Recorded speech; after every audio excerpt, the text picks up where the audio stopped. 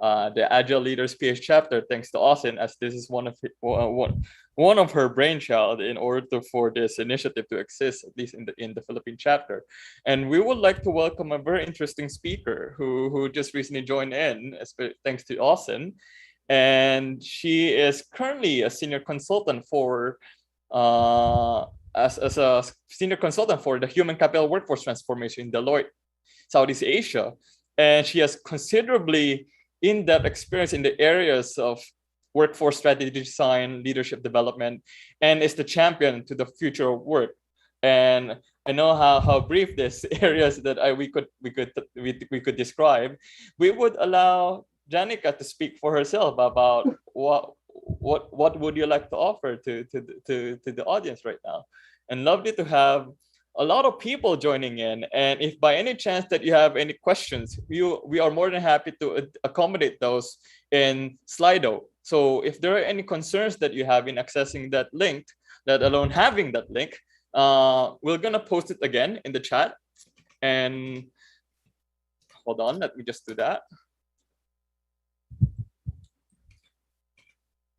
It looks to me that I can copy the link. So hold on. Let me try again. There you go. So if you missed the link, Brad, would it be all right that you help out while Janica will be on stage? So Janica, I'll now be giving the floor to you without further ado. Thank you. Thank you. Good evening, everyone, to everyone watching. It's a pleasure to be here tonight.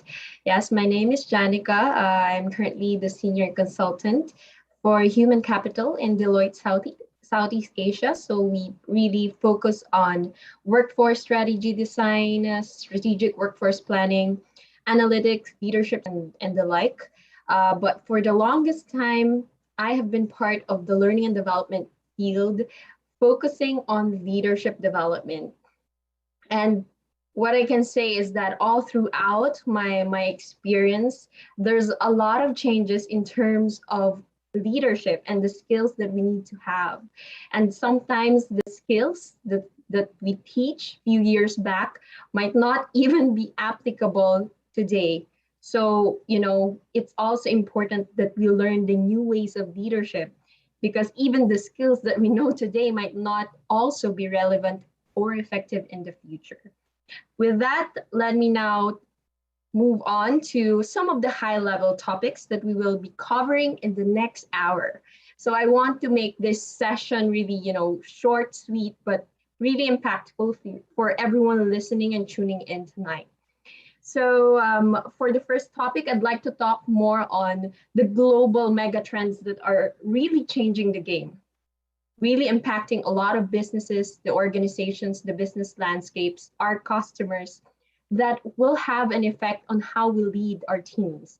Next, moving on, from the mega trends to creating belonging within our teams, especially now that we have geared towards a more virtual kind of, leading teams. And last but not the least, this is the gist of the entire topic, which is the shift. What are the new ways of leadership and how can we adapt now to these new ways or the shift that's happening in terms of the leadership realm? With that, let me ask you the question. Are you ready? Can I hear the people here in the room? If you could quickly unmute and just shout out if you're ready. Everyone's ready. So quiet. I'll be the first one. Yes, I'm ready. There you go. All right. If you're ready, let's do this. Let's start first with knowing about you. So as a leader, let me open the session by asking you, just key it in via chat. What has challenged you in the last 12 months? I know we have faced a lot of adversities, and this has caused a lot of stress, even to me as a leader. I've had some challenges as well in the last 12 months. So using the chat box, just share with us, share with everyone, what has challenged you in the last 12 months? Or if someone is not too shy to share, you can unmute and just share. Adaptiveness of leadership. So really adapting to the changes. Thank you, Brent, for sharing. Me personally, I think what challenged me is the shift, really, the very fast transition, from face to face to becoming virtual overnight, not having the time to re strategize everything. Mental models from Karthik, thank you for sharing. Keeping the enthusiasm, that's very important. I think some of that we will tackle also tonight. The need for organizations to survive and change in a meaningful way. I like how you added the meaningful portion, because it's not just about adapting and adapting, but it's no longer purposeful for people. The pressure of successful results. Thank you, Drake. Yeah, so it's not just becoming the best, but also adapting and being successful, turning out good results for the organization, but at the same time, handling a lot of stress with the changes that's happening, surviving and thriving, keeping the whole teams in this crisis. All right, thank you for sharing. I think a lot of, I get now a sense of, a lot of the challenges that you've faced. Hopefully, with this short session, I'll get to give you a little bit of tips and tricks and some of the frameworks and models that we've also shared within Deloitte on how we can adapt to the challenges that you're facing right now. So this is really a time like no other. Stressful times ahead, a lot of adversities. And like what I've mentioned, there are mega trends that are already changing the game. So you can just freely share it in chats. There is actually a global report done on this 2030 global megatrends that's changing the business landscape, that changes how we lead people. And I think one of the top megatrends that's currently faced by a lot of organizations are the demographic patterns, the change in terms of our workforce. So millennials, if you could, just, share with us the different, changes in terms of the workplace. There's a lot of millennials now in our workforce. We are now taking over and surpassing even the baby boomers and the traditionalists. And with the different and the changing multi-generational workforce, we should be keen on understanding, what each of the generation can offer and how can we lead them as leaders. So first time in history, there are 5 generations even in an organization, from traditionalists to boomers, to Gen X, to millennials, and now to Gen 2020 or to the Gen Z. So questions for you to ponder on: what kind of challenges does this represent in our workplace? As leaders, what are the challenges that you face now that you are facing a multi-generational workforce? How are you now able to manage or lead them effectively? Are you aware of the differences in terms of traits, of beliefs, of values, of life experiences? How do you communicate to boomers might be different on how you communicate to millennials or Gen X. What can they contribute? How do we work, communicate, and respond to change together? So that's one of the mega trends globally, the change in the workforce. The second, of course, I think this is very apparent, resource crunch. So now with a lot of urbanization that's happening, there's depletion in our natural resources. There's even great shortage. This has caused a lot of environmental damage, a lot of climate changes. And I think a lot of the people in the Philippines are experiencing that as well. For the past few weeks, it's been raining, it's been flooding, there's even an earthquake. Things are happening and it's depleting our natural resources, which has an effect on the wealth overall globally, how we allocate resources, and how, these resources are becoming increasingly scarce and certainly becoming more expensive. Another global mega trend would be political change. So I'm sure a lot of you are aware with the magnitude and variety of changes that's occurring in the global political system. So I am a graduate of political science. I've seen also the differences between, the 20th century political system, from great empires to nation states, to now, having transformed international system, a lot of ideologies that are sweeping the world. With that, there's convergence in technology, economy, demographic trends, and transform also in the wealth industry. And this is the most apparent and I think the most obvious change of all. That is what we call the technological global megatrend. So 30 years ago, who are familiar with this, with the photos here? Can you key in via chat who have been able to use this even? So technology 30 years ago, people barely knew what a computer was. And a decade ago, you couldn't even buy a plane ticket or book Grab food, Food Panda, or rent an Airbnb on your phone. So the past 10 years have brought us countless life-changing innovations. So the disruption in terms of the technology has become very, very fast. 40% of the world's population now have access to internet. 90% of the world's data was generated only within the past 2 years. 5 billion people in the world have a mobile device. 2.65 billion people have their own social media. Yeah, just a side story, I have this friend and she has a crush on someone. And of course, what's the first instinct that you do when you have a crush on someone nowadays? They stalk them in social media and, she can't find this person. And she's telling me, she might not even be a person. He doesn't have a social media. So, a lot of people, social media is now part of our lives. And that's probably one of the biggest disruptions that we're facing, the change of people from, being very vocal in social media to really, having our own social media, being connected in social media. And also, mobile banking adoption, cashless transactions. And we anticipate, mobile banking to adopt 95 million jobs in the future. And because of that, there's unstable and abrupt change. We are now in a time where we're embracing constant change. The only thing that's certain in this world is change. Technology, trends, world events, triggers.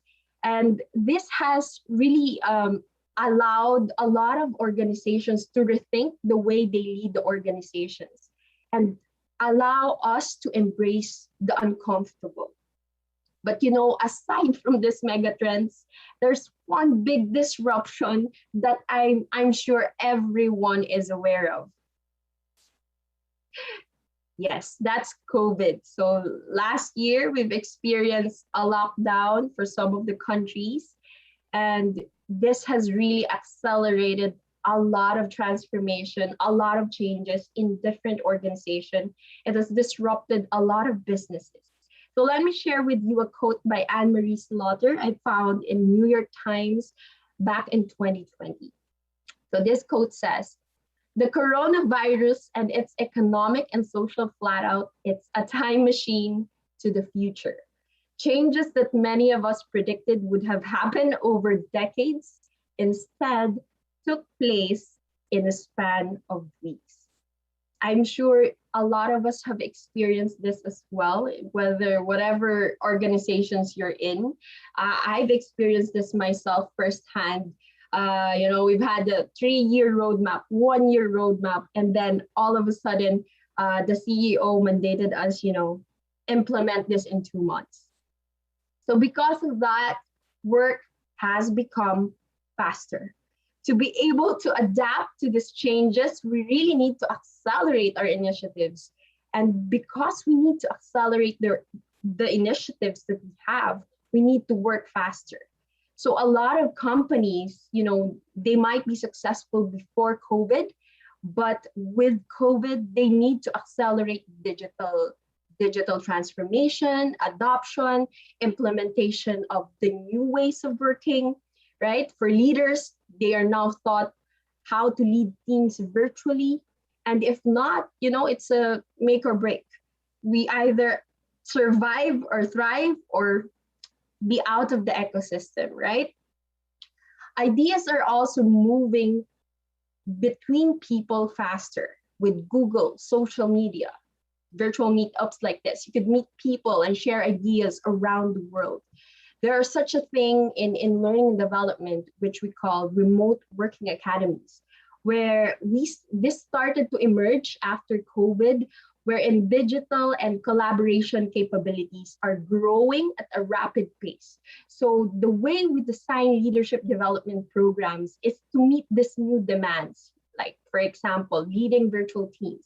How do I now lead virtual teams? How do I now convert e-learning course designs, veering away from face-to-face? How do we now do events that's virtual? So a lot of things are happening because of COVID, and change has become bumpier.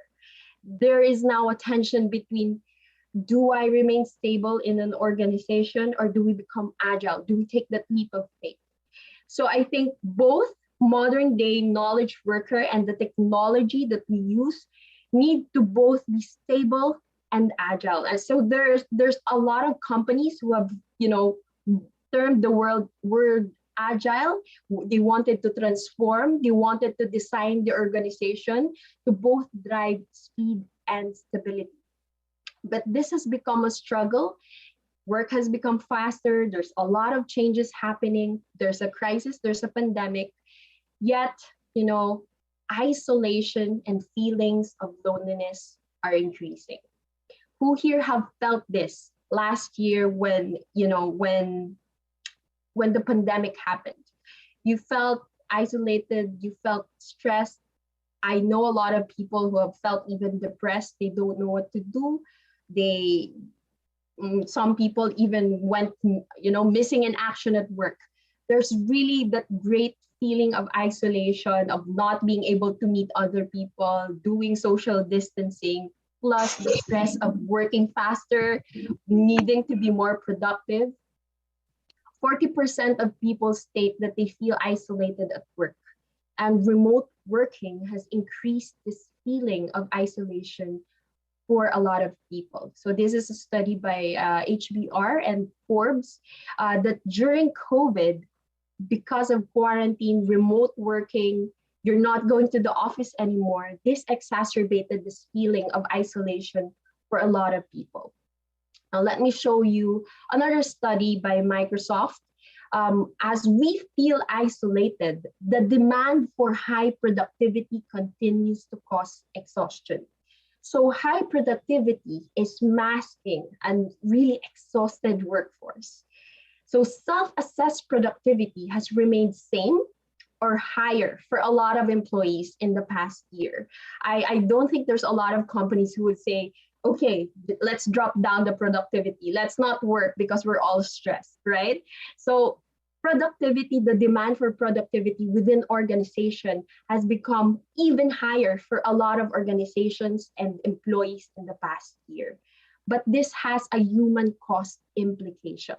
So 1 in 5 global survey respondents say that their employer, they feel that their employer doesn't care about work-life balance. 45% of them feel that they're overworked. 39% feel they're exhausted.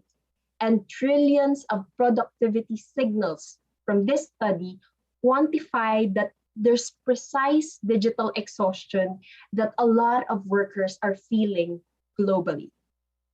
So the digital intensity of workers' days has increased substantially. Remember, when we were at work, there is that time where we time out, we go home, we do commute for some, and that has caused a delineation for us. This is work, and then we go home, we focus on our family. But with work from home, our time with work is no longer delineated with life, with time with our family. So it has increased substantially the amounts of meetings that we have. As you can see in the study, 148% increase from February 2020 to February 2021. The time is spent in Microsoft Teams meetings, so that's around 2.5 times more globally. The average meeting time is 10 minutes longer, increasing from 35 minutes to 45 minutes. The average Teams user is sending 45% more chats per week and 42% more chats per person after work hours. So with chats per week still increasing. And of course, the last one, 66%. So the number of emails delivered to commercial and educational customers compared to the same month last year is up by 40.6 billion. So we've seen, 66% increase in the number of people working in documents. So what does this mean? There's a barrage of communication. We don't even have the excuse to not be contacted, right? We always have our phone, we have Viber, we have WhatsApp. We have to be connected all the time. And most of these are unstructured and even unplanned. You get a call at 8 p.m. 62% of calls and meetings, they're unscheduled, they're conducted on an ad hoc basis. And workers are feeling the pressure of this. The pressure to keep up with the productivity accelerated by COVID. And now, being interconnected, there's a meeting technology overload. So, and 50% of people, they need, based on this study, they feel that they need to respond 5 minutes or less because this is how we work, right? If you don't respond for more than 5 minutes, people will start calling you. So, and this has not changed within the year. This is even aggravated after COVID. This study proves that the intensity of our workday and that what is expected from us has increased significantly. And what's the effect? 75% of people have experienced burnt out at work. So this is a recent survey by HBR and Forbes, that we have experienced burnt out, with almost half of them blaming the pandemic. And despite being very digital, this is a very familiar view, even before COVID. We're with each other, but we're not really connecting with each other anymore. So in a digitally connected world, we are more disconnected than ever. So that's a paradox, that in an increasingly digital world wherein we have technological disruptions, we are more disconnected than ever. This is damaging not only the productivity of people and the creativity. On top of this has raised really serious mental health issues in different organizations across the world. But if there are anything that's positive from this, it's really from last year to this year, there is an increased awareness in terms of how important mental health and mental well-being is for a lot of leaders, for a lot of organizations, for a lot of workers. We are social human beings.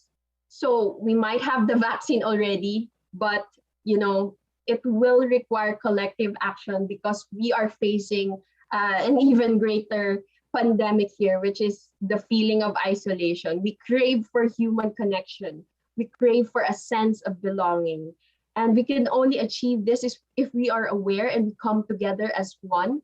And of course, we change the lens on how we view work. So as COVID-19 happened, we need to change how we view work as not a place anymore. We need to see work as a community, as a place where there is a sense of purpose and belonging. And this is a way to help lead people better, make work better for humans, and in return, make humans better at work. So this is the secret now in terms of the new ways of leading teams, to unleash the human potential, really see what humans can do, always anchor it to giving it a sense of purpose and belonging. Why do they need to work? Why are they even here in this organization? With that, let me ask you, this question. What does belonging mean to you? Now, as leaders of different organizations, what does belonging mean to you? I'll pause a bit, and you can freely share via chat. What does belonging mean to you? When we say belonging and we want to create belonging at work, what does it mean to you?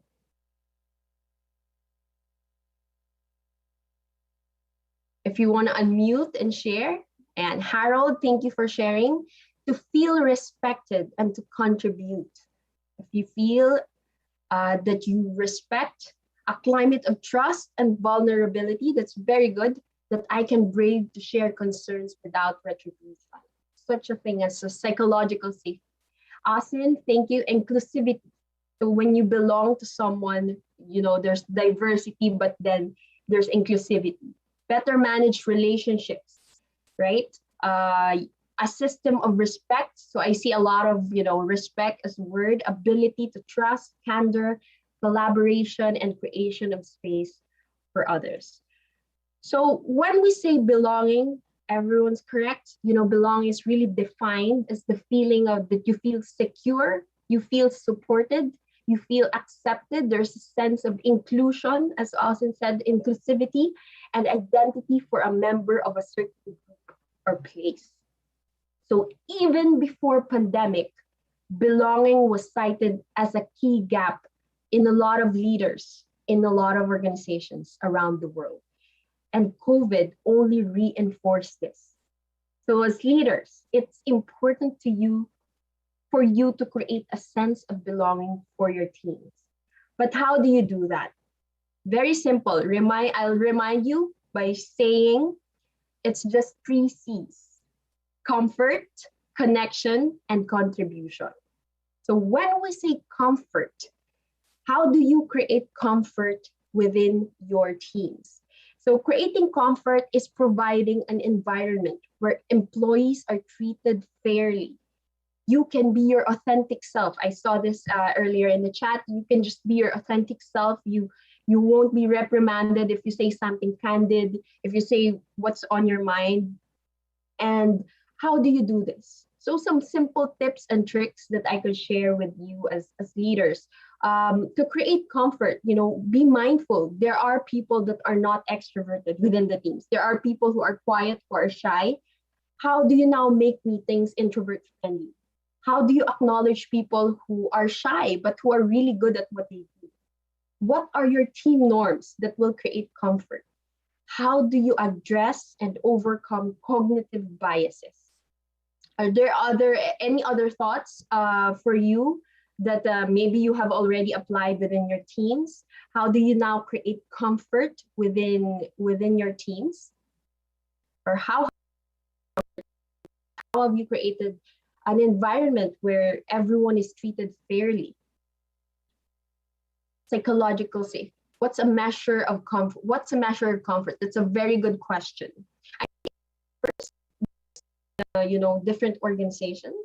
It also differs on the person that you're leading. A person might feel comfortable. I think when you measure psychological safety, the person can freely share what he or she would like to share. He can be his or her authentic self, right? In terms of diversity, what are your diversity and inclusion programs within your organization? Did that address your question? What's a all right, thank you, Richard. Are there any other questions? And please feel free to share, your own experiences about comfort, and then how have you managed to show comfort within your teams. So that's one way to bring a sense of belonging within organizations and within your team. The next one is connection. Build a personable human connection. We are all human. We are not robots. We don't work just to work. We are human working to live. So have a sense of community and identify with a defined team. So how do you do that? Invest in time check-ins. Gone are the days when it's a top-down approach. Invest in meaningful connection with your direct reports. I think this has become, even harder during the pandemic, because when in a virtual workspace, when we lead virtual teams, in checking in with people has become more intentional. It's not like you're in the office and you see that person, okay, and you do small talk about, how your day was, or if you're hungry, or you share a meal or something. Now, check-ins are more intentional. So you have to invest in those check-ins. Build personable human connection. Be vulnerable. Show your authentic self.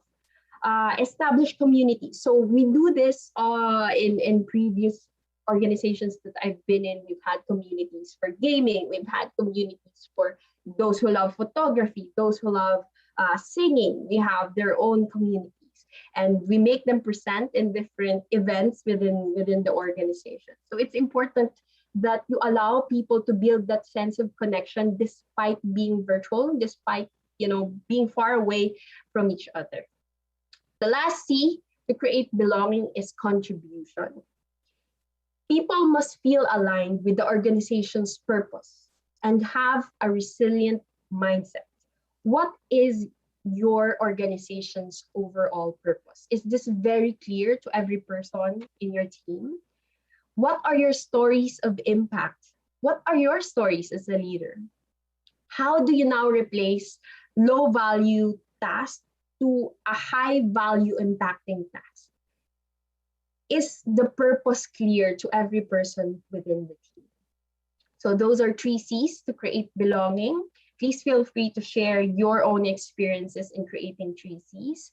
Just a little question for you to ponder on: how have you created comfort, connection, and contribution within your teams? And now, knowing that this is really important to create that sense of belonging, what now are some things that you want to do after the session to create these 3 C's and create belonging within your teams? So generally, this tough year has really made work more human. I think that's the essence. In the new ways of leadership, we're now gearing away from just talking about business. This new leadership imperative has emerged. We're rebuilding work structures, relationships, factoring in priorities on mental health, physical health, well-being, especially after COVID. One that is authentically more human, one that is rooted on connections, one that is focused on uplifting, inspiring, and enabling each other, the people around you, to work and deliver their best. So I'm going to talk to you about the new ways of leadership, which we call the shift. The shift from business-led to human-centric leadership. So where is this all going? Basically, it points out that, we are veering away from just talking about the business, but what's more effective now as leaders is that we focus on the human side of things. We focus, that people are experiencing stress, experiencing mental health issues, anxieties, depression, financial health is now also important. How do you live? How do you improve your lifestyle? How do you do your budget? Family has been integral. We do Zoom calls, and people are coming in. Your dog is barking at the background. It's now part of that. And we as leaders, not just someone who bosses people around, but we are leaders. We are human. We are now responsible for this, for eliciting that human side of us. Okay, so here are the shifts that's been happening very, very quickly. I'll go through each and one of them. So the first shift is from innovate and execute, wherein we struggle to find balance in innovation with execution, and execution is in silo, to innovate, execute. So again, innovate and execute, to innovate to execute. So gone are the days when innovation is a different aspect of work. We used to have an innovation academy. We used to have innovation programs, entirely an innovation budget. Gone are the days where our work, the work that we need to execute, are different from the innovation portion of it. Now, innovation is part of everyday life. Innovation is part of our mindset. Innovation is part of the products we introduce, the applications, the new interface. How do we wow our customer? How do we now do our work where it's integrated with innovation? Generally, innovation is now everyone's responsibility, and we need to become innovative in our own little ways. Our processes, for a lot of organizations, they have streamlined their processes to include innovation in it. How do we now put increments, small increments, effective measures to innovate, to find better ways to provide our products to our customers, whether it's internal or external? The next shift is from technical versus human skills, meaning gone are the days where we just focus on technical, functional, and financial capabilities. Old idea of integral capabilities where, it's important to just learn about Excel or finance or strategies. Now we are putting more weight on human skills. Imagine, a very, very competent direct report who has proven himself or herself to be very good at what he or she does. Example, sales. But he doesn't play well with others. He makes his own rules, right? You don't want that kind of person anymore. More so as a leader. We are now putting more importance on leaders who are not just competent, but who knows how to empathize with others, who knows how to communicate well with their team members, who plays a vital role to show kindness, to show resilience. We have designed courses on emotional intelligence, self-awareness, knowing how other people feel, understanding others. How do you make yourself more approachable so that people and teams will follow? So being approachable, showing openness, showing empathy, being authentic, and even humor. We have even included this in one of our course design where we showed a skill that more effective leaders find the balance between being fun and professional. So injecting a little humor at the right moment actually increases the motivation of teams in very little time. So yeah, so that's another shift. The next shift is the change implementation. So one of the biggest shifts that I think it's very apparent to a lot of us is that from pushing change initiatives through massive change programs to very small incremental series of measurable steps. So gone are the days wherein there's a change program that's going to happen for 1-2 years, and we're just going to see the results after that.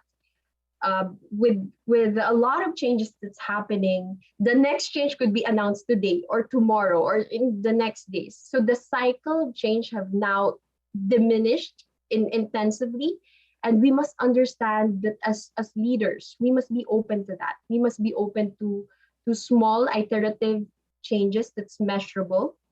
We're open to feedback, and we no longer launch a very long activity wherein it's not effective anymore after that long period of time. That's why Agile has now become a new thing for a lot of organizations. Agile transformation, agile development, iteration model, veering away from the waterfall method to more iterative kind of approach. Okay, so the next shift is from relationship with other leaders to a relationship across the organization at all levels. So before, what's effective as leaders is that, if we see executives, they just go with executives. If we see assistant vice presidents, they just go with their assistant vice presidents. Now it's no longer as effective. Supporting the leader used to be the goal of any organization, it's leader to leader. But now building meaningful relationships across the organization has become more important. If you're a leader, you must acknowledge that because of the megatrends, which is the new workforce coming in, there's diversity of skills. And we want to utilize that. We want to make that meaningful connection, cross-functional, not just within your group, not just within your teams, and not just within your level. There might be younger people who are more adept to technical skills, to being more digitally savvy. So younger generation are now coming in the workforce with a lot of innovation, technologies, and trends that we need to embrace. And we must not confine ourselves to just having that relationship with other leaders, but now embracing that relationship across the organization at all levels. Okay, the next shift, I think this is very obvious. From leading the business, people coming along for the ride, now to leading the people, where people drive the business forward. So before, what's effective was a top-down approach. Whatever the management mandates, we just do it. Now people are empowered. People are more vocal. People are more open to how they feel and understand.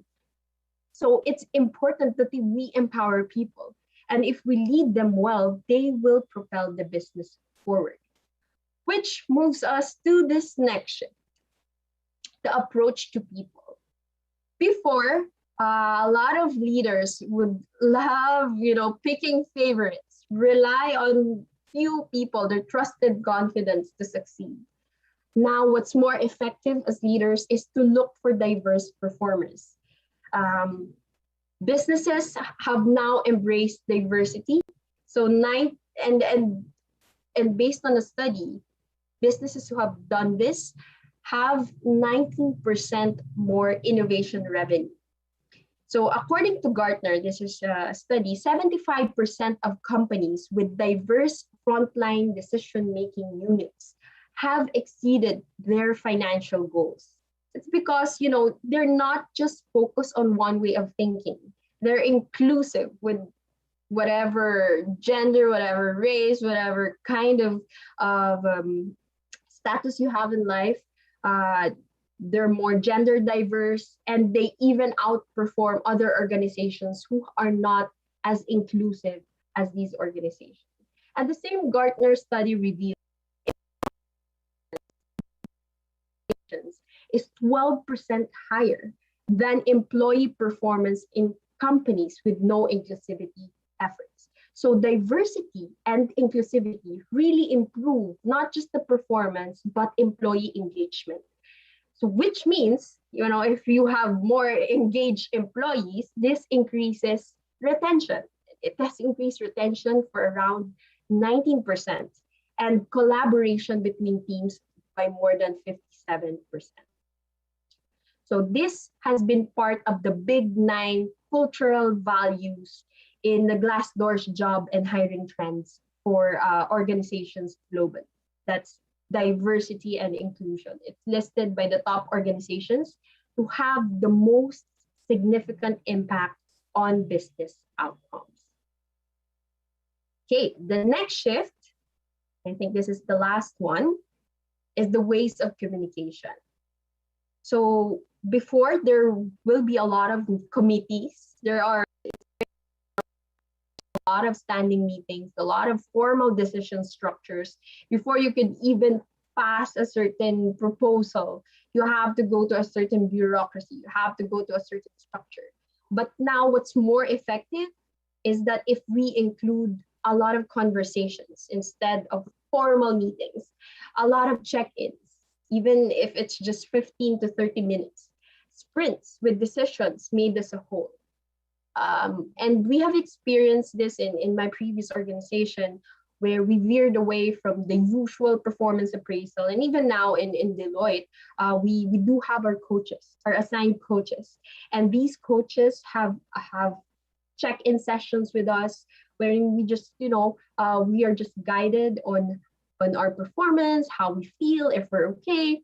And we're veering away from the traditional performance appraisals that's done annually, because there is a study that Coaching and conversations and check-ins are even more effective in driving productivity and performance for a lot of people. So coaching, conversations, making it more meaningful to really help employees develop their skills and talents and for them to be able to achieve their goals, promotions, and the like. So those are the shifts. Do you have any questions as of the moment with regards to the shift? Okay, if not, I think it's very, very clear, right? Just to quickly recap, as a leaders, uh, as we are facing the shift from business-led to human-centric leadership, these are just some questions that I would like to share with you for you to ponder on after this session. Let's start asking ourselves in terms of work, how can we bring the work to people instead of the people to work? How will we manage now the hybrid work practices? We're no longer just face-to-face. We're doing a lot of virtual remote working. How do we create an inclusive culture and a sense of community? How can we recompose work? Think outside the box, right? How do you automate the dull, the dangerous, the dirty activities and really elevate the uniquely human elements of work? For your workers, how do you provide greater autonomy, choice, flexibility? How do you allow people to personalize their own work experiences according to their flow of life? How do you open? How open do you want to be in terms of the talent ecosystem? What policies and practices will we need to evolve? How do we improve well-being? And how do we support our people to really disconnect, have that time for themselves in a very increasingly connected and virtual world? For your workplace, how will you support the different workplace models beyond our classic on-site model? What are the costs and benefits of these options? How do you redesign the workplace as a vibrant destination that allow a sense of community, a sense of purpose that will attract and excite the people that you lead and your customers? What will be the purpose of the workplace in the future and how will you utilize it? So these are just some questions that I'd like to give you as we mostly come to a close. And these are the things that are not just nice to do. If we do this well and we do this effectively as leaders, it also makes good business sense. We will unlock discretionary performance as, people are 6 times more likely to be innovative. If you lead them well, they're 6 times more likely to anticipate and respond to change effectively. And of course, 2 times more likely to meet or exceed the target. So according to a recent Gallup study, you as leaders, you influence as much as 76% of employees' discretionary effort or their commitment to the organization. So having this strong connection with them, making them feel that they contribute something, having that frequent one-on-ones with them, having all of these in mind, possessing are the key things that you need to keep in mind for them to be engaged and for them to be productive and for them to be able to adapt to this very disruptive world. There is no quick leadership technique. But I think the main essence of this is, despite the different leadership models, what we need to keep in mind is how do we build trust, how do we build hope, how do we build a sense of stability and compassion in the workplace? How do we become more human? So let me end this session by saying this quote: lead with your heart and you'll have the heart of those you lead. So no matter how many frameworks that strategies, implementing, strategies that we have in place, what's constant for me and what I have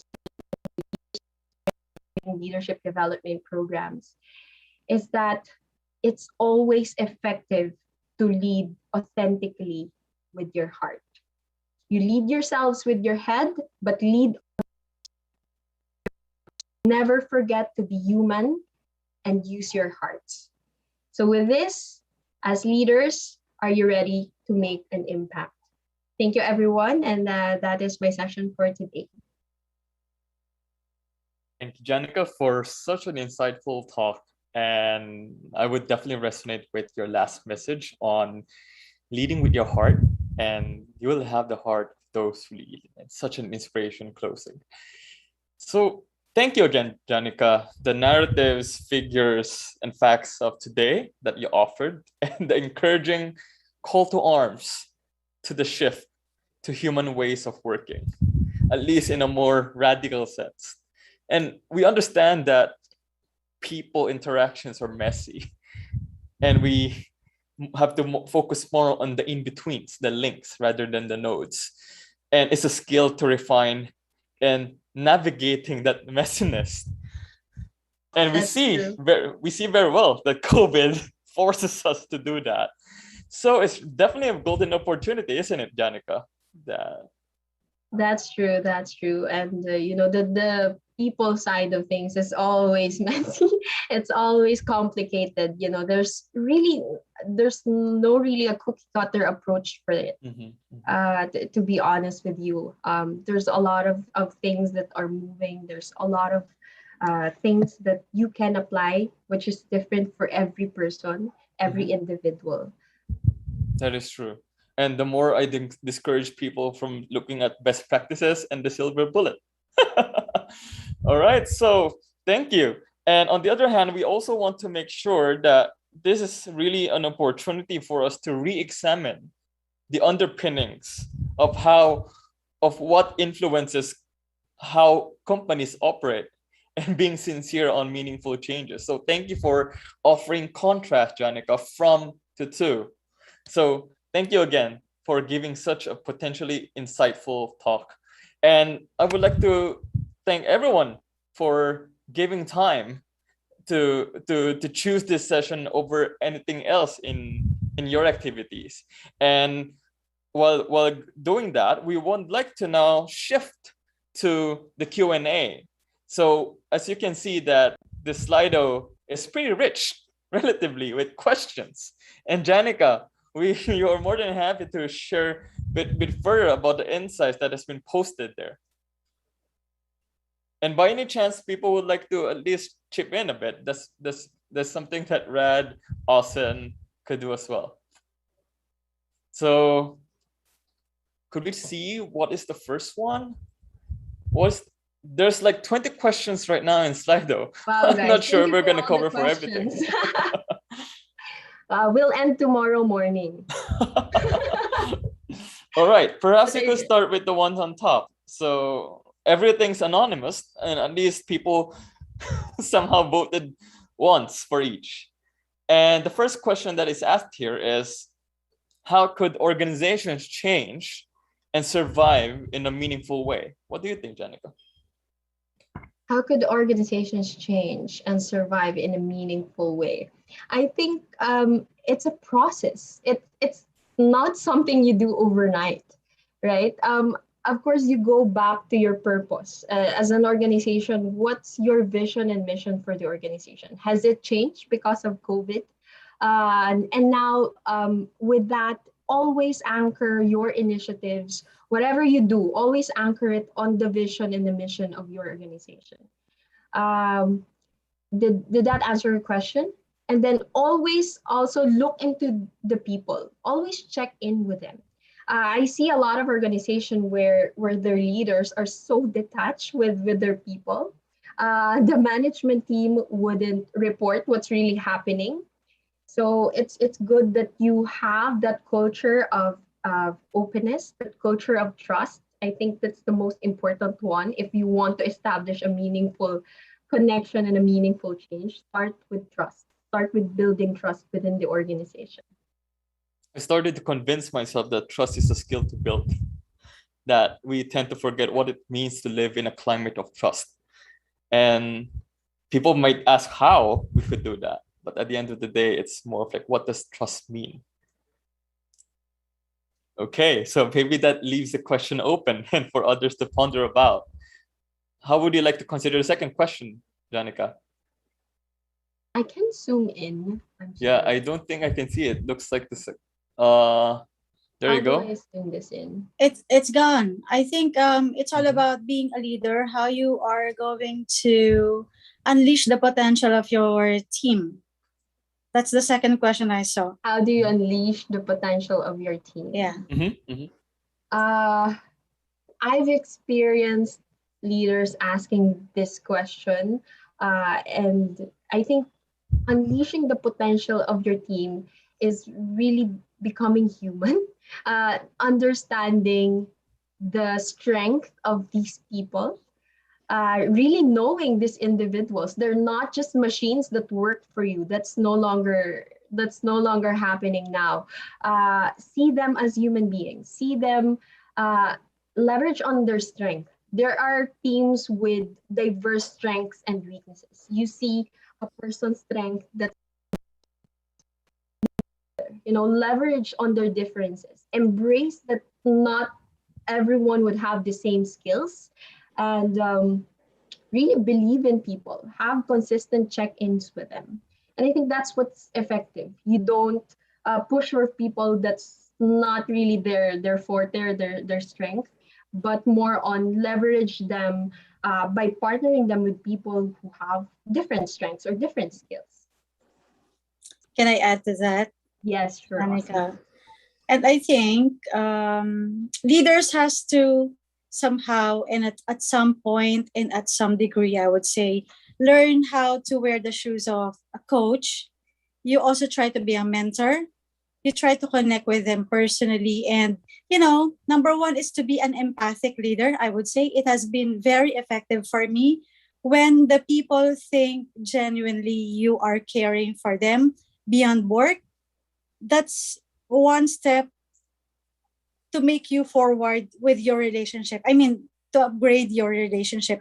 And people usually get engaged and become more motivated to contribute to the company, to the team, to be part of something big when they see their value of being part of that team and being connected to the leader with a genuine relationship. So extend your relationship beyond work. That's I agree. my I agree. experience as a coach Empathy, and a yeah, leader. empathy has been the core thing of all leadership programs. Like before you do coaching, you have to know how to empathize. Even before you do, one-on-one sessions, you have to know how to empathize. So really, And be yeah, appreciative as well. Get to appreciate even their small wins. You celebrate their small wins and yes. recognize that they are doing a great job, no matter how small or big their success. Just know that you are there for them.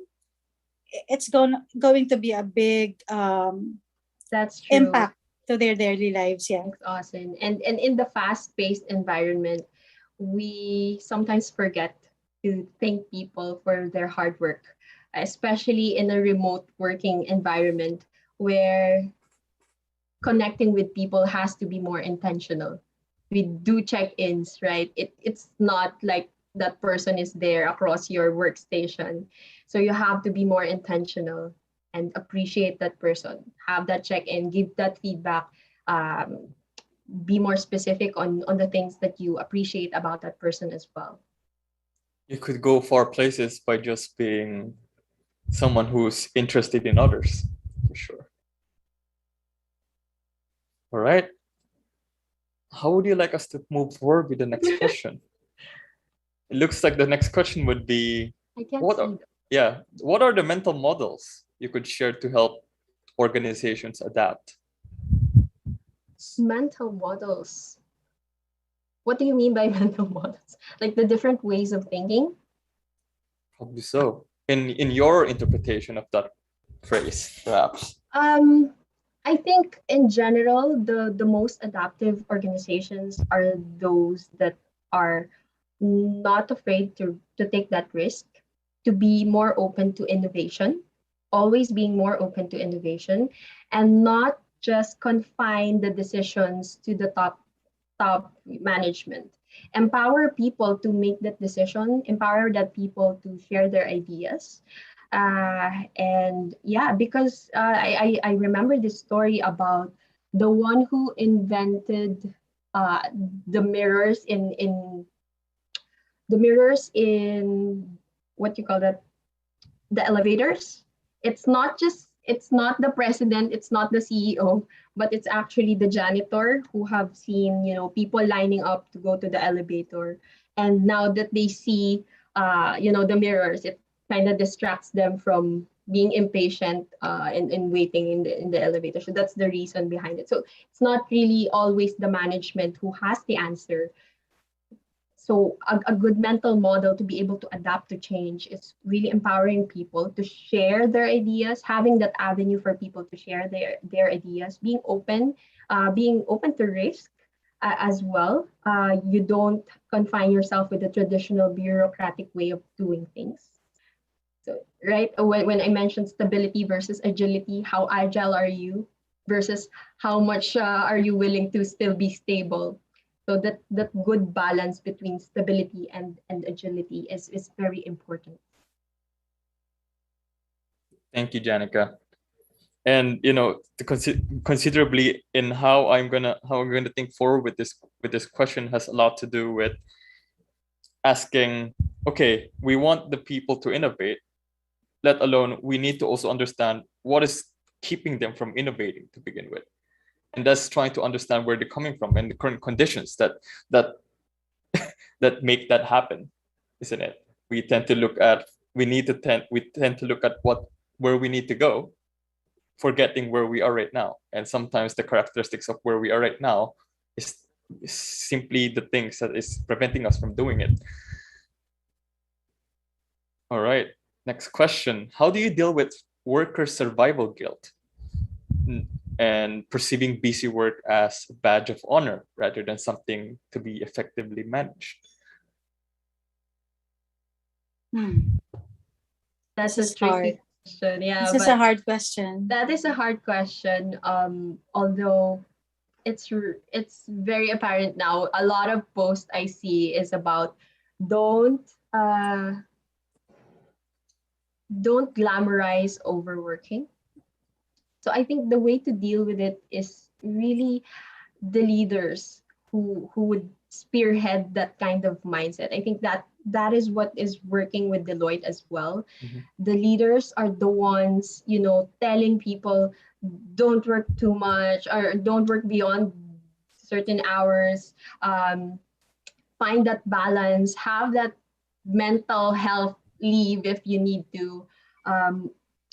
Prioritize your family. I think it's really more on the leaders as well, empowering people to have that good balance, because no matter, if you're the subordinate, no matter how much you push for, I don't want to overwork, I don't want to, but if your boss or someone up there would be looking for certain files at 2 a.m. in the morning, right? It's not going to work. So it's really the leaders building that kind of culture first, having the initiatives, maybe partnership with HR or someone,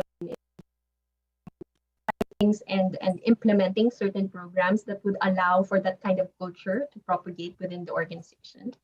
And I think everything will follow after that. This is a very interesting question as well. This is one of the things that I posted, and it's fascinating because the irony has a lot to do with we giving praises to people and people registering those praises as the hard work that they're doing. So there's a bit of a, I don't know, how would you call it, a virtuous or doom loops, because when you perceive people doing really well, giving them a lot of praises on you're doing a great job, and detaching themselves from, okay, this person is doing so much work already, but I want to receive that great job galore. So it's another hamster wheel running. Yeah, so Really I think that, but okay, sure, go ahead. yeah, Janica. the leaders are, yeah, it's really more on the leaders, right? Do you praise people for hard work, or do you praise people for working together, for collaborating together, for having that very positive mindset, right? It's shifting. It's shifting what kind of praise do you give and why, Mm. to something that's veering away from that kind of culture that's a little bit toxic, right? Mm-mm. You Because I've seen organizations where leaders allow that kind of thinking, and it makes, it makes the environment highly competitive, less collaborative. Is that something that you want? So it's also a matter of phrasing. When do you show recognition to certain people, and how and why? What's the culture that you want to build within your For team? sure, for sure. And we want to at least in context shift from mercenaries to people that know how to work together. That's right. Mm-mm. All right. So perhaps let's explore the next question. From what he said is that how do we manage work and life balance considering the current work from home conditions and where we draw the line? Where do we draw the line? There is such a thing as work-life integration, right? Austin, I don't know if you've heard about this. It means that the there's we're veering away from the traditional sense that it's 8 to 5, and then after 5, I'm no longer working. But work-life integration means that you also allow yourself to do personal things at work, and that's okay. But at the same time, you're not totally, shutting off after work hours, but having that, time off, that I'm not going to do this kind of work. And I think it differs from organization to organization, people to people, teams to teams, on how you implement this kind of culture. Uh, there are leaders who, I think this is effective as well. They don't respond after certain work hours, and that's fine. You don't get reprimanded for it, right? So it's a collaboration between also the leaders and the team. What works for them? What's the kind of style that works for them? Again, it's part of the questions that I've left also at the last portion. How do you now adapt to this hybrid kind of model, right? Wherein it's not just a 9 to 5 kind of work. What kind of work model that's highly personalized for your team members, that's most effective for your team members, can you now implement? But there's a tricky part there. I'll give you a concrete example that I just recently experienced. I just joined a new company, and you know that, Janica. Yes. So obviously, I got introduced to my new boss. He's uh, the boss of our team, and I sense that he's the type of being a micromanager. And given my personality, where I literally hate micromanaging, I think you have to get some gut to communicate or send across to your boss that you don't want to be micromanaged, that you are responsible enough to deliver the expected output, given that you have your kind of working style. So the first day that I got to talk to him, he was like, Austin, let's have a meeting. Join the meeting right away. And then that very meeting, I told him straight that, of course I have to be polite, but this is just a concrete example in case you get caught in this similar situation. It is your responsibility to communicate to your boss or to the team that this is your working style. But of course, it has to be, there's a guaranteed consensus responsibility with the team that I will deliver, and this is my preferred working time. Because I know that most of the developers have their own, they are best when they are working in the afternoon or even in the evening, but in the morning, they are very sluggish, and they are having a hard time joining the stand up. So some sort of dynamics in the team, you also have to get to learn them. So going back to my boss, I told him that I do not prefer to have very impromptu meetings. I would appreciate if he could send a meeting like 2 days in advance, because I am very organized when it comes to meetings, something like that. And if he would prefer to have a constant sync up on a weekly basis, that would be great, so that it helps you organize your calendar as well.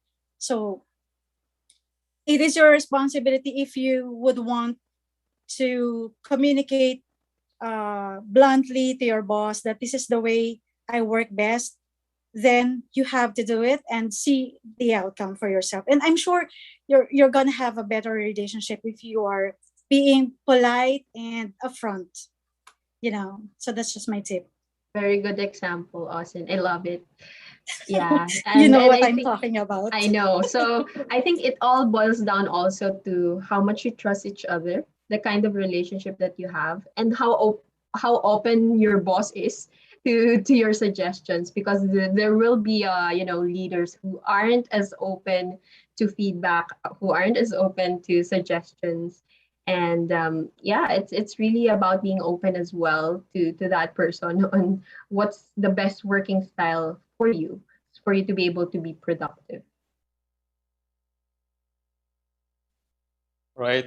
Thanks, Janica and Austin, for the insight and a very intimate experience that you shared. I would like to explore the next question, if you're willing. And the next question is, what empirical measures might be proposed for leaders and organizations to value work towards sustainability versus working faster vis-a-vis agility and stability?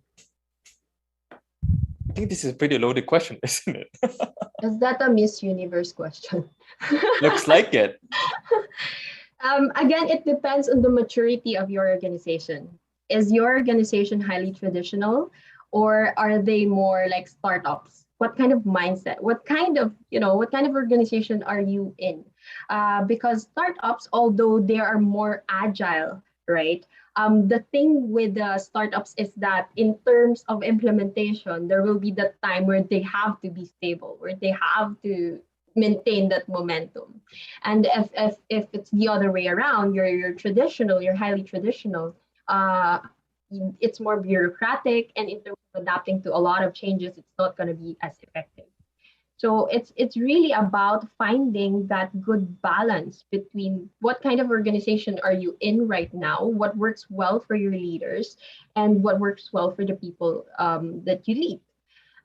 Right? It's having that combination. In terms of assessment, there's a lot of assessment tools to measure how agile you are, how stable you are. It depends on what specific measures would you like to put in place. Is it the mindsets or the behaviors? Is it it's as Profit. tangible as the ROI. Yeah, the ROI. So it varies and it depends on your organization. I would say it depends if the company has reached its tipping point, you know, because I see that even if there are traditional companies nowadays, they are also trying to adapt and learning to be agile per se. It's because they know that they're going to lose in the competition sooner or later. So that's the trend I'm seeing right now. Even if the company is traditional now, they're getting very aggressive and very curious on how to become really agile and be able to see the horizon with confidence. So even if they say we are very traditional, but we want, of course, profit, we are still profit driven. You will see that at some point, it depends on when and what makes them reach that tipping point. They will eventually go down that road. So they say that nowadays being agile is inevitable, you know, and that's what companies are actually striving to learn fast, how to become agile fast, you know, and it's really a big challenge because you have to understand it takes two to tango. A company is like a relationship. It's just doesn't compose of one person or few people. It's very complicated. It's a very complicated relationship. So everyone has to be involved, but it depends on how much engagement or, you know, how much the company would like you to be involved. So the hands-on meeting, the what do you call that? All hands. It's Meeting. very important. Yeah. Somehow you get the voice to be heard, you know. So participate in those kinds of all hands meeting. So you get to understand what is my company gearing towards for the next years to come. And maybe they have a different strategy that you might not be aware of. It's important that you also align with them. So that's my personal tip. Thank you as always, Austin. Janica, do you have anything else to say? No, nothing else. Thank you, Brent. All Thanks, right. Austin. So if I'm going to read through the roll of questions, I could see that it's a lot more questions around empirical measures. So measures We get to around. pick two, Brent. Let's just pick last two. Sure, last two is it? Let's just So, send the tools on the Imperial. Yeah. Yeah. So this is just, a very high level overview of the things that we can do as leaders. In terms of how you implement it, the processes, there are a lot of tools in place. It depends on what your business needs are right now, what are your priorities, and then the solutions that needs to be addressed, whether it's a cultural aspect, whether it's, how you implement things. So it's different in terms of the assessment as well. right. And we need to not forget that a part of these measures is not really just a numbers game. And we need to understand that there's more vanity to some metrics than actually going into the workplace to figure things out. All right, so I believe that you gave your bundled answer, Janica. Austin, do you have anything else that you would like to offer? I'm actually going through the rest of the questions, and maybe we can pick last two. And I'm considering this one: innovate to execute. How to ensure success considering current conditions. Okay, thank you. Yeah, maybe Janica would have an insight to answer that one. Sorry, what's the question? Innovate to execute. Yeah, I think that's very applicable to you, Janica, because you are in a consulting company right now. I think you can give some insights on that. So to recap on the question, it said, or ensure the success considering the current conditions that might disallow that. Actually, the current conditions should allow it more. Like what I've said, a lot of organizations are gearing towards integrating innovation within their processes, within their tools, within a lot of their BAUs. I could give an example. In my previous organization, we do have the Ideate boot camp, wherein we just open up this, a question every week. And then people would just share ideas on certain problems within the organization. So we empower a lot of the people within the organization to solve problems and innovate and think outside the box. Yes, there will be a lot of challenges along the way, mainly resources, who gets to pick which innovation to implement. But it's a matter of not shooting down these ideas ahead of time. Like, I see a lot of leaders saying, it's not going to work. That's not how our organization run. We don't have resources. We're not fostering that kind of innovative culture at the onset. So I think the best tip for you to be able to implement, innovate to execute, aside from really integrating it well within the process, the events, how you communicate it, it has to be aligned. You don't say, we're innovative just with the posters, but the leaders, the mindsets of the leaders are the same. The culture, the processes, how that you send out, and you walk the talk. And then you don't shoot down ideas ahead of time. You really foster them. You collect them. You empower people. Give recognition to people who have shared these ideas. Give tangible rewards and things like that. So that is what worked for other organizations that I've been in. And really just not isolating innovation as just one project or one initiative. It's really part of the mindset, the culture, the shift, the processes in that org. What you mentioned is, thank you for that, Janica. And what you mentioned reminded me of a book by Peter Block on community that says that the enemy of commitment is lip service.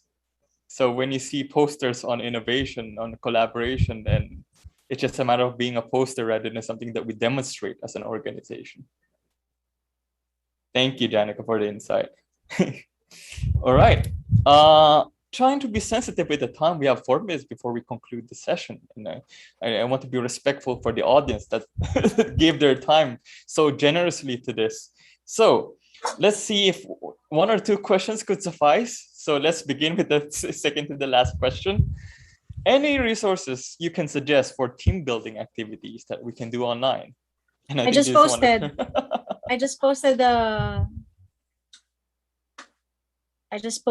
a link. But I would suggest, guys, if you are a coach, then you're in a better position to take advantage of your retrospective.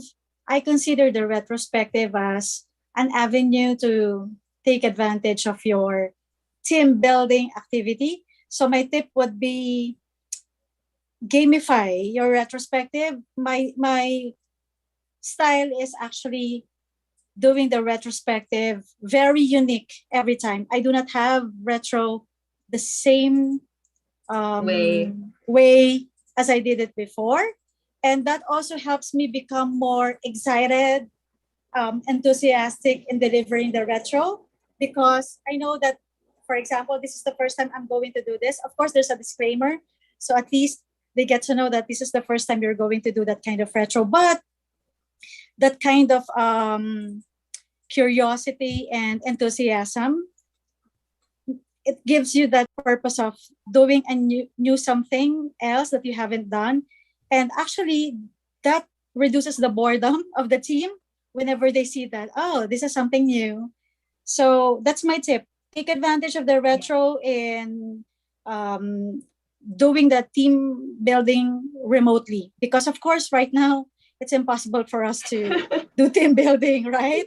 Especially there's resurgent I think everywhere. there are really different materials out there that would help facilitate, online sessions. I love your suggestions, Austin, and remember that shift from technical to human skills. And one of the skills that leaders would need to have right now is really incorporating that fun element aside from being professional. It's really important. What's more effective for leaders now is that you incorporate humor, you incorporate fun, creativity in everything that you do. In terms of resources, I know it's a struggle now to really build that team rapport, but there are a lot of online activities that have emerged after COVID because of, that's good for team building. But then again, you can be as creative. It doesn't have to cost a lot. Like Austin shared with us a very good and creative retro board and how we do retro. So it's really thinking outside the box, creating something that's customized also for your team. Because again, you don't want to do a team building just for the sake of doing a team building. I think what's important is you address first, what does your team need? Right? You don't want to just do it just for fun. Yeah, and I do hope we get to do team buildings face to face someday soon. Yeah, sooner or later we figure out how to do beer pong online. Regarding retrospective, just want to add, guys. I got to hear, and I also shared this with Deloitte. I got to hear this podcast of Alistair Slowly. Let me type it here. Look for Alistair Slowly in podcast. I find his podcast really interesting because he's a seasoned Agile coach, like 20 years. He has been coaching and he has his own business, consulting about Agile. But what I liked about his podcast, when he shared that he came to the point of doing the retrospective outside the office. And this is where his team was eating and drinking. And just just being themselves actually helps the team become more solid, open, connected to each other. And the ultimate benefit of having a solid team is to become high performing. So they feel the genuine beyond work relationship, that they care for each other as well. Not intimate relationship, but the moment they reach that kind of maturity, that's when they become more committed to the work, to the team, to the organization, and that's when they become high performing. So your role as a leader, as a team leader, or as a coach, whatever, if you have that some kind of leadership responsibility, your goal is to make your people connect each other and become more solid and take advantage of the retro. I keep saying, because this is where you can insert fun, because the sprint planning, the daily stand-up, most of the time they are serious because you have to be focused. Perspective, he said that there were times that they do the retrospective outside the office and there's no pattern or board. You just have to ask them, so how are you feeling? How did you feel about the last sprint? Were you feeling great? Or, were you... So something about happiness and their feedback on their past work, so something like that. That's it. Thank you, Austin. All right, we have exceeded the time, and maybe as a treat to the audience, the last question would be, at least for those book lovers out there, the question that will be closing, that will help close this session, is the question on what is your favorite author on human-centered change?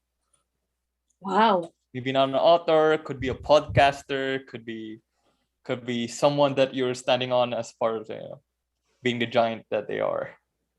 Yeah, I've read a lot from Josh Bersin.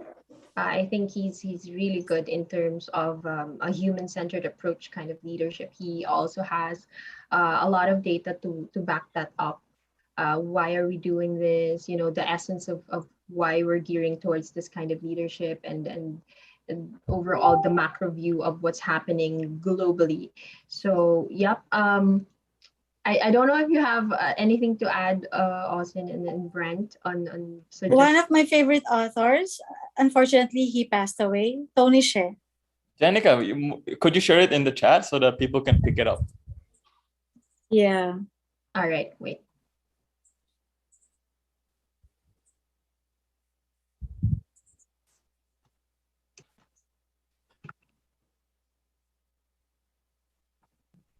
All right. So the author is Josh Bersin. And Austin? Yeah, I was just remembering Tony Hsieh because his book about delivering happiness was not entirely Tony Hsieh, right? Tony Hsieh. Yeah. You know that he just passed, like the CEO of Zappos. Zappos, yeah. So Tony Hsieh was very deliberate and I would say genuine in crafting his company, not to deliver happiness solely for his customers, but mostly his intention was to make his employees happy, and that's what I really like about him. And he was able to transcend that kind of happiness and genuine care from his employees all the way to his customers. And I believe that is a very effective human-centered design approach, because human is all about happiness, and that's my personal point of view. There's happiness and purpose, of course. So if people are quite aware on their purpose and they are fulfilling their purpose, that gives them some level of happiness, So answering your question, I love Tony Hsieh's book, Delivering Happiness. And there's a lot of kindness that I learned in that book as well. So if you get the chance to read that book, grab that book from Amazon or somewhere else. Thank you, Austin. Thank you, Janica. Okay, so I'm now putting the session to a close, or else it won't end. Officially. And it's my responsibility as a host to close it officially.